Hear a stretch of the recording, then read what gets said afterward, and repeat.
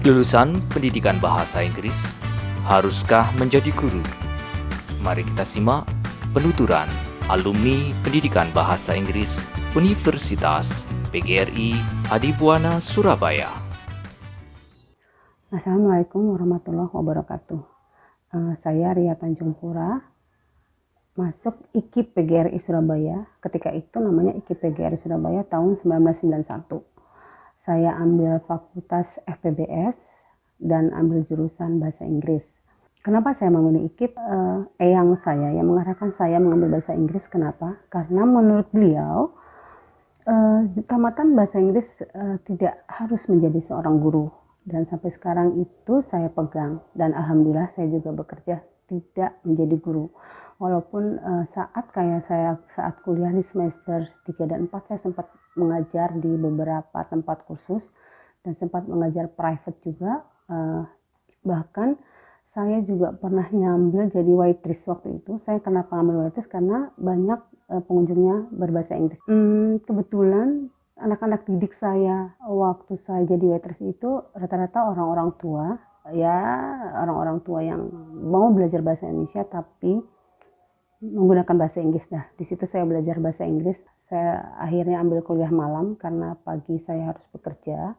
Sekarang saya kerja di PPATK, Pusat Pelaporan dan Analisis Transaksi Keuangan, satu lembaga di Indonesia yang sangat penting karena tupoksi kami itu memberantas dan mencegah tindak pidana pencucian uang. Kami manggilnya TPPU, tindak pidana pencucian uang, itu salah satunya korupsi, suap, dan penipuan juga adalah salah satu yang paling banyak di Indonesia, ada narkoba. Jadi kebetulan saya sudah kerja di PPATK 15 tahun. Sebelum selesai kuliah, saya kerja di Bali Pos. Waktu itu saya jadi wartawan. Kebetulan di Bali Pos saya ambil di rubrik pariwisata. Sangat beruntung karena apa? Karena bahasa Inggris saya juga kepake. Tahun 96-97 kalau nggak salah, terus saya dipindahkan ke Bali Pos Jakarta. Kenapa saya memilih wartawan? Saya juga tidak tahu. Mungkin takdir dan keberuntungan saya untuk menjadi wartawan. Nah, karir saya memulai itu di Jakarta. Karena saya menjadi wartawan Jakarta juga lebih dari 15 tahun.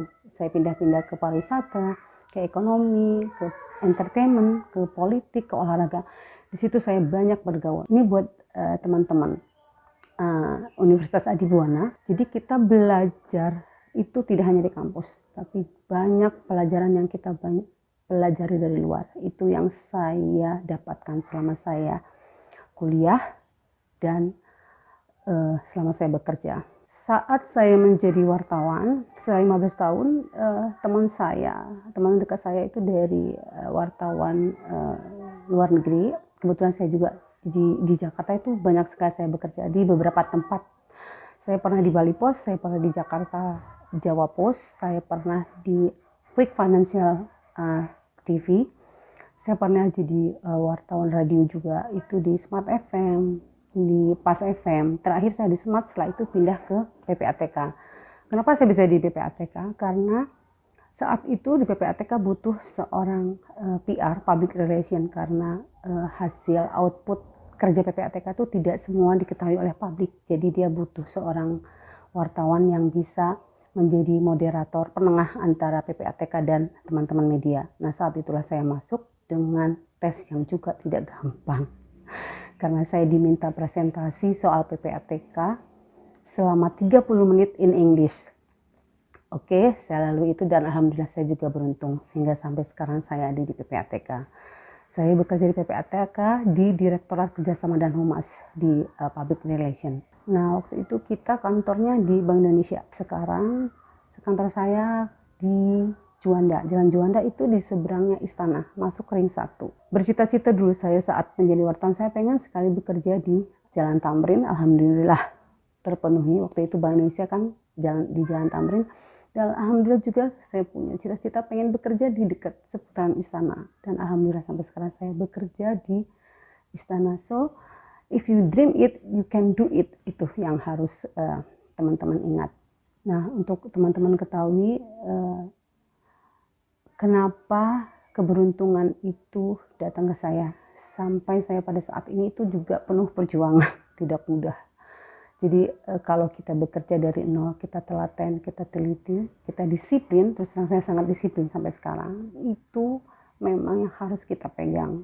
Karena itu modal utama kita bisa memanage diri kita sendiri.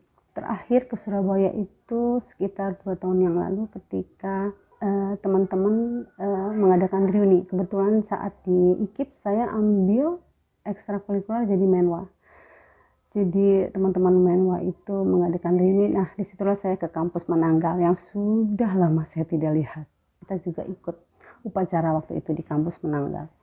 Pesan-pesan buat teman-teman yang akan mengambil bahasa Inggris di Universitas Adibuwana Surabaya itu jangan ragu.